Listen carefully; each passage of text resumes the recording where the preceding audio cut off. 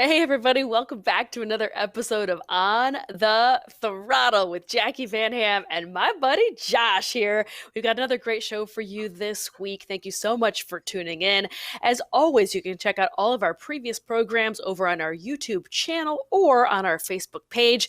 If I do say so myself, Josh, we did a heck of a show last week, an awesome show featuring Agreed. some Christmas motorcycle gift ideas. Heck, I even sang a little bit during that show. I did a little bit of caroling to get you all into the holiday spirits. Make sure you go check out that show or any of our previous episodes out on our channels. Thanks for clicking, liking, and sharing all of these videos with your friends.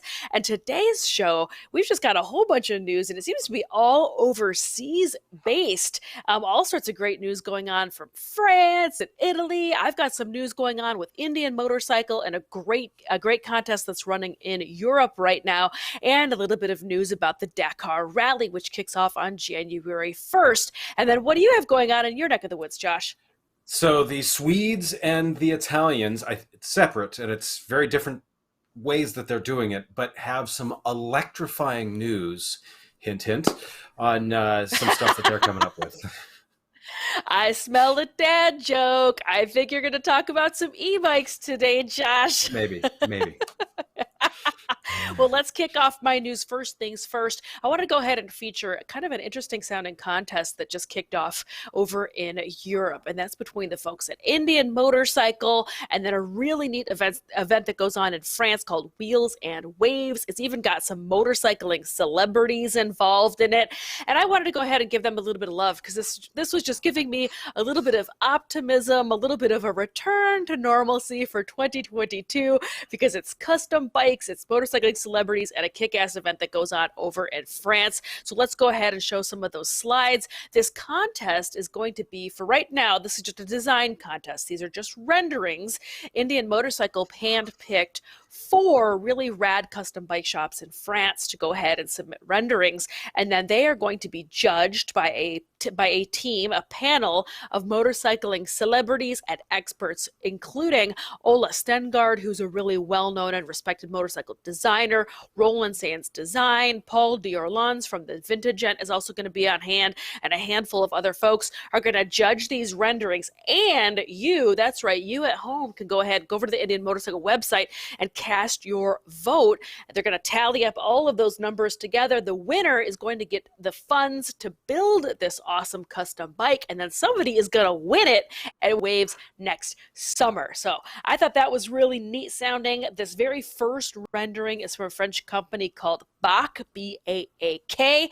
I just wanted to give them a little bit of love also because I think that the aesthetic differences between European customs and American customs are just really significant, and I don't think we see enough of them over here in the US. So I wanted to go ahead and give them a little bit of love, especially the past 2 years. No one's been able to travel and show bikes. So anyway, this first one is from the folks over at Bach, B-A-A-K. The second slide is from another custom bike shop called Lucky Cat Garage. And these are my buddies. I know these guys personally. They also run a great event called the Sultans of Sprint, which is a drag race event that pre-COVID would go all over Europe and host drag racing all over the place. I thought that this was just an absolute stunner. I love the literal interpretation of the waves on the bike because this is going to be featured at Wheels and Waves. Our next bike that is going to be featured, I believe, is a really great looking bike from Mystic Mechanic. It's got a black and white stripe to it. I thought this was super cool, and I love that seat design. I thought that was really interesting. And look at the lines up by the front, that little front fairing, and then how it repeats itself onto the tank. I thought that was just absolutely stunning. This is the entry from Mystic Mechanic, and then the last submission is from a company called Tank Machine. Just a really great, again, with the name Tank Machine, you kind of expect something a little bit military kind of vibe with those big chunky knobby tires. I thought this just had a great stance to it. I love that tidy little seat section. Again, these are all renderings that you can go vote on at the Indian Motorcycle and Wheels and Waves websites to cast your ballot to decide who's going to get the opportunity to build this fantasy bike and then who's going to have the chance to win it at Wheels and Waves next summer. What do you think about those custom bikes, Josh? I always love seeing the European custom like cruisers like that because it's such a different take. I mean, they've all got the same roots. They all kind of start with the same canvas, let's say. But the Europeans have very different stylings of things. And when you look, European roads are very different than US roads. So the bikes are made different. And you can see how that carries over. You see the influences. I mean, it's like going to an art museum and seeing different paintings. You can see the influence from here or there or wherever. And they're all great looking bikes. I mean, they really are. Yeah, I totally agree. And that's why I wanted to give them a little bit of love also, because I think that they just have such unique style to them. I Yeah. love that they love this kind of like very bobbery type vibe, as well as with the knobby tires. They're kind of loving on like a Yep. scramblery, trackery type vibe right now.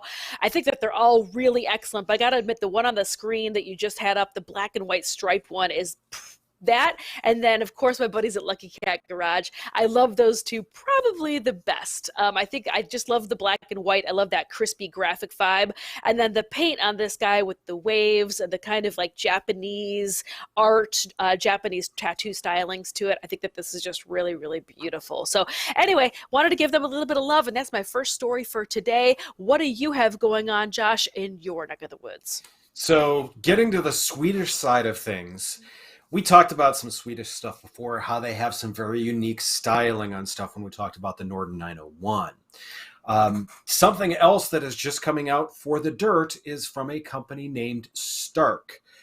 This bike is called the Varg.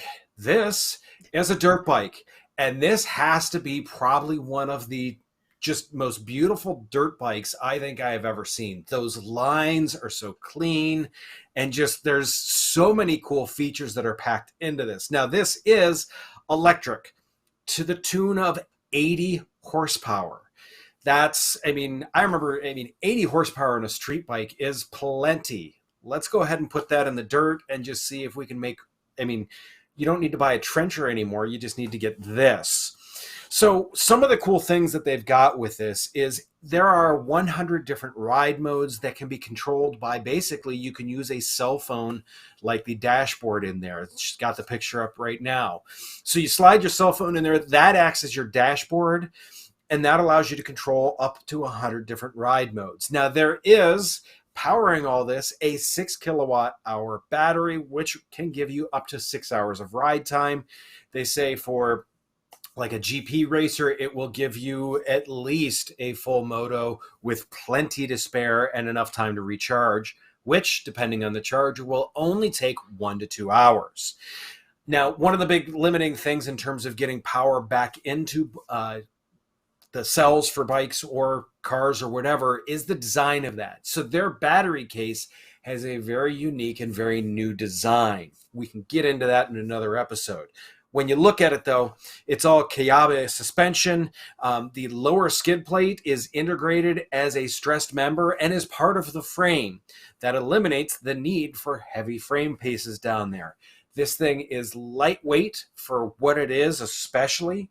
And when you look at those ride modes, you can change the power curve, the regenerative braking, the flywheel effect. And something else that dirt bikes have never really had is traction control. So all of this is adjustable through the dash for $11,900 when these get released, supposedly in 2022. To me, seeing this, first off, Jacqui, what do you think about the lines in this thing? I think it's super cool looking. It Oh, definitely yeah. feels like a trials bike to me. It's really like stripped down. I love the lines of it. I think it's just really very, very cool looking. I think e-bikes being interpreted into a dirt bike design, I think is absolutely the smartest thing Yes. ever. I think it makes perfect sense to start seeing more and more people riding in the dirt, riding trails, riding forests on e-bikes versus traditional internal combustion engines. You don't need the range. Everybody, when they talk, whenever I mention e-bikes to folks, the first I get on their soapbox about is like, it doesn't have enough range. Well, this has plenty of range for what you're going to do with it, because I promise you're going to wear out before it wears out. Correct. And I mean that's part of that 6 hours of ride time they say on for trails. And the other thing is too is one of the things that I love that plays back into this is if you notice, hey, I'm getting low on battery, you crank up that regenerative braking. Now it's going to change a little bit how you ride, but anytime you're going down a hill, now you're putting power back into the battery instead of just exchanging that to heat. The other thing that I think is so cool with this is the fact that it is so easy with electric bikes to put traction control systems on them. Now, granted, in the dirt, it's a whole different sport in terms of there's a lot of times where you want the back end out. You want to break traction. But the ability to have control over that by more than just wrist in terms of the curve on how it happens, I mean, the control that we've got with electric motors is insane compared with what we've got with internal combustion. And on top of that, the other thing that I'll want to say with that is with an internal combustion engine, if you want more mid-range punch, you're going to have to sacrifice some top end or some low end. With this, you just make it more punch. Program it however you want. You sit there, you doodle on your phone at the airport, and the next time you slap it in your motorcycle, you're like, hey, this is a great way to ride. I'm super stoked about stuff like this going forward. I mean, this is the future, and I want to ride. I want to take it out in the yard, even though it's for both of us right now. It is a muddy mess outside when I look out there. I want to go for a ride. Yeah, I love how pumped you are about this bike. All that being said, though, the only thing that I'm going to kind of be a little bit of devil's advocate is, $12,000 for a dirt bike is a pretty big ask. $12,000 for an e-bike with all this tech is very, very reasonable sounding. Yeah. So it's kind of like, it's going to be a tough balancing act being able to sell this bike, consumers to get on board with this machine. But I think that you're right. The fact that it's got so much tech on it, I think that is just super, super awesome. Yeah. For $12,000. I think that is an absolute honor, and it has been burned out a little bit. So I'm glad that you chose that today as your second or as your first topic. For sure. So what do you got for you? So the second thing I want to talk about today is, again, as I mentioned at the top of the program, we are heading into that magical time of year. Not the holidays of New Year's, my friend, but it is our time. The Dakar Rally January 1st and runs until January 14th. It is for the second year in a row, I believe. It is in Saudi Arabia. Yep. And I featured kind of an interesting story, actually a really interesting story a couple weeks ago, talking about Danilo Petrucci from MotoGP fame is going to be campaigning a KTM on the Dakar Rally. And the MotoGP season only wrapped up 3 or 4 weeks ago. He's literally a month to train. I thought it was an incredible story of just him chasing his dreams of going and riding in the dirt. At that time, that show that I did, I talked a little bit about how he's been dreaming about doing this since he was a very young man. And KTM stepped up to help make that dream come true. I got a great quote about it that I thought was really interesting. And it goes on to say, in MotoGP land, I'm old and heavy in MotoGP, but I'm one of the lightest and youngest in rallying. I may have to see if I have 4 or 5 years to be competitive and enjoy it, but thanks to KTM, I can make my dream come true and compete in the race in the world. Unfortunately, however, Danilo Petrucci just suffered an accident. He suffers which is a really nice way of saying that he's got a very, very hairline fracture to Dakar. He's going to go and race. He still is going to go and compete. So he will be lining up and racing for KTM on January 1st.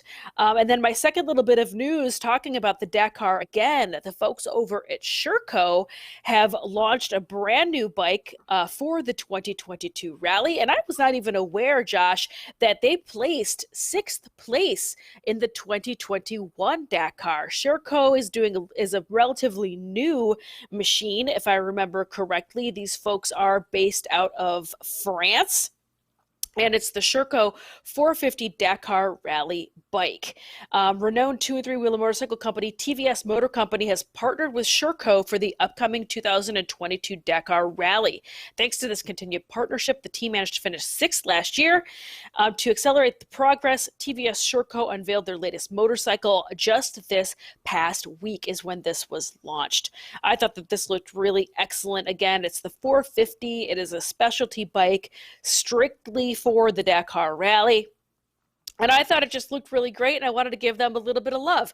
Again, placing sixth, which is a relatively new situation for them, is a pretty outstanding job for 2021. So I will definitely be looking for Sherco for this year's 2022 Dakar Rally. Josh, do you follow the Dakar? Yes, I mean, and to me, it's what, especially with the off-road stuff that I love. It's so interesting because when you look, like Americans have these American football Super Bowl. The rest of the world that has two wheels, it's Dakar. For anything rally four wheels, it's Dakar. The fact that like these motorcycles have ginormous trucks chasing them in case something goes wrong is just, I mean, and they have their own class amongst themselves is just, I mean, that's what makes it such a spectacle. Knowing, I mean, a company like Sherco here, this is the gateway to stardom. This is the gateway to get those fans that you need to race on Sunday, sell on Monday. Definitely. Win a sixth place at Dakar, whatever. Just any notability at Dakar is enough to move those bikes off the showroom floor, like I said, that Monday morning. I mean, I think it's a great looking bike. I mean, I love those colors. I mean, to see how it's going to perform. Dakar always has that element of, you don't want to call it luck, but obviously luck is heavily involved with Dakar. The more prepared you are, the luckier you are usually with that. But so I'm really excited to see how those how well they do this year again. Yeah, so I was correct. Sherco, French company. It was founded in 1998, by the way. So it has been around for a little while, but it is still a super unknown brand. So I love that your point of pointing out that, like, you know, win on Sunday, sell on Monday. I think that this has a really incredible opportunity for that to be the case for the folks over at Sherco. So I'm really stoked to see it. I think the bike looks absolutely wonderful. Just super rad bike with some of their partners' logos splashed all on it. I think it's going to be a really, really exciting Dakar season. I'm really looking forward to it, and I'll definitely also be keeping an eye out for the orange KTM machine of Danilo Petrucci. What's next on your list, Josh, for this week's program? So it becomes very easy to win a race when you are every single bike in the race. So we talked a few weeks ago about how Ducati is going to be supplying all the bikes for the Moto E Championship. So Ducati finally revealed that, hey, I mean, we talked about it a couple of weeks ago and we're like, Ducati says they're going to do this. They don't have anything really electric at all. They had a couple of electric bicycles, but you typically just don't jump into MotoGP, the E style of that, with nothing. Well, here the project codenamed V21L has got some really good shots out there. So the look of this bike to me is, I mean, it's Ducati. I can see that there's some other influences to it, but really, when you look at this, it looks very Ducati-esque, which I'm really glad to see, because I didn't feel like they would be a company that would just put something else out that's going to be weird, I guess I would say. Now, some of the things that we've heard from the people test riding these bikes, they were spotted, I believe it was a Spanish test track. The quote was, if it weren't for the quiet and that it was limited to only 70% of its full power, it would have felt exactly like the MotoGP bike. To me, that is huge, because when you look at some other E-series of racing, the competition's there, the speed isn't quite there. This, it sounds like it is 100% there. Kind of crossing over from that is Jacqui, you and I talked before about Ducati not having anything on the plate that was electric currently, and this seems like a bold move. The quote from someone in Ducati's marketing department was Ducati still can't deliver everything that Ducati owners expect in an e-bike, but this will help. So I'm interested to see where Ducati's going with this. I think this is the start of how they study this. What are your thoughts on the whole Ducati Moto E now that you've seen it? Well, I think it's a great looking machine. I do love the quote about the fact that this bike is super duper rock and roll and they only had it at the 70% setting. That means this thing is just a beast. I think that this is going to be a total handful. I can't wait to see the races that come from this. Yeah. I think it's going to be really exciting. I think that if anything, I would expect Ducati, possibly just from the looks of this bike, and I mean, I could be wrong, but to me, this feels like they're going to go the route of doing a very, very high-end, high-performance sport bike type design that's very boutique and is around the $30,000 price tag, much like Energica, another Italian based company. What is the company that Lightning? Is that who came out a couple years ago? Correct. The Canadian company. They had that beautiful yellow bike that they were showing a year or two ago. Again, that's like in the $30,000 price tag, but it's just loaded with performance, super rock and roll, very fast, much like the bike that you featured just a couple of minutes ago. It's got a bazillion different settings on it because it's all computers, right? So you literally can by 1% change traction or ABS or, whatever, like all the different settings that are on the bike. It's just it's little incremental things because it's all just computer driven. So I'm feeling by them jumping into this Moto E category and showing this beautiful machine, I have a feeling that this is going to be their toe in the water of the e-bike category. I think they're going to go big. I think the bikes are going to be expensive. I think the bikes are going to be very premium type products. I don't really see them making a small around town little guy, at least not for American market. Now, possibly overseas, European market, that might be a different story. Only time will tell. But I think this is the way that they're going to go. They're going to go big. They're going to go high performance and super, super flashy. And I expect nothing less from the folks at Ducati. What I find so interesting about that, too, is when you look at who is Ducati related to that also very, very, very heavily devoted themselves to electric technology. Could it be Volkswagen?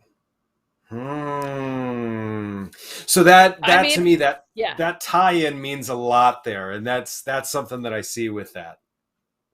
Yeah, I mean, it never hurts to have your parent company already running car tech and battery tech. You can ask the folks over at BMW. They've been doing that for years. Slowly, you'll see things adapt from the car side and trickle their way down to the motorcycle side in a much smaller package, obviously. Yep. But it never hurts to be in bed with a car company when you're trying to add more performance to your two-wheel company, right? That's part of it. The other thing is, especially when they've got that deep of pockets, which that kind of helps too. Something that I do see from a technical geek side of this, because I have to geek out about something usually, is I expect nothing less. Right. So everyone's working with tire manufacturers, going with the Big Bang Theory in terms of it's why Yamaha has their firing order and like the R1 and things of that nature, which is let's take and get the power to the tire in one shot. It's why V-twins did so well. So what I'm interested to see is what tire manufacturers do to compensate for the smooth power of electric motors instead of it being the big bangs like what we got with the V-twin Ducatis before, the V4s, the Yamaha offset firing order.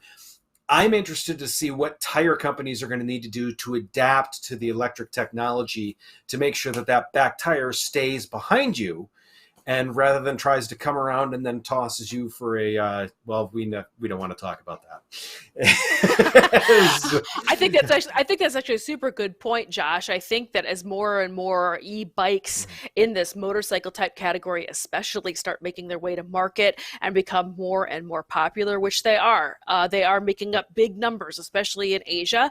Now they are more of the e-bike, e-bicycle, smaller displacement, right, as it were. They're more of the smaller framed type package. But all that being said, you're totally right. You know, e-bikes by nature are very on and off like a light switch. The power to the rear wheel is immediate. It doesn't have that same opportunity to build slow heat in the tire and create grip. So especially in a racing application, that's a really, really good point. And I'm really curious to see what happens there. You know, if somebody starts developing e-motorcycle particular tires, especially for e-motorcycle racing. You know, that's a whole other category opening up, a whole nother thing to go spend all of your paychecks on. You get paid for this? Yeah, I know. Replacing rubber all the time that you're shredding off of your rocket ship e-bike. But yeah, you know, by the time you're hunkering down on a $30,000 high performance e-motorcycle, it probably doesn't break your heart too bad to, you know, spend another couple $100s on specialty tires. So I think those two things are going to go hand in hand. Yeah, well, and especially when you think about it, I am more than willing to spend a couple extra bucks on more tires when I'm not spending it on oil, coolant, and other maintenance items. Ding, ding, ding, ding, ding, ding, ding, ding, ding. And that's true, too. That's a very good point to bring today's show back into the station. Thank you so much, Josh, for an awesome show today. It was fun chatting with you again. Have an awesome New Year's Eve. We are very much looking forward to another fun and exciting 2022, another awesome year of great motorcycling and power sports news. Make sure you hit that notifications on or subscribe button. I think next week we might do a best of 2021 show. Josh, what do you think about that? I think that could be 4 shows, but yeah, we'll have to narrow it down. But either way, make sure you come on back. You are not going to want to miss it. Have a great New Year's Eve. Everybody stay safe, and we'll see you next week.